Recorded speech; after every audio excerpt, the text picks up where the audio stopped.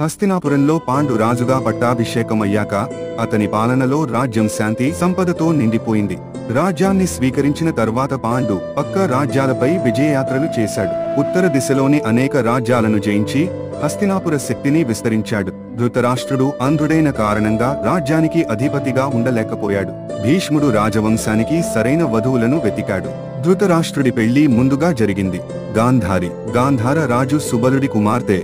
హస్తినాపురం నుండి పెళ్లి ప్రతిపాదన వచ్చినప్పుడు గాంధారి సోదరుడు శకుని తీవ్రంగా అభ్యంతరం తెలిపాడు. నా చెల్లెలిని అంధుడైన ధృతరాష్ట్రుడికి ఇచ్చి పెళ్లి చేస్తారా? ఇది గాంధార వంశానికి అవమానం. ఇది రాజకీయ ఒప్పందం మాత్రమే అని శకుని కోపంగా అన్నాడు.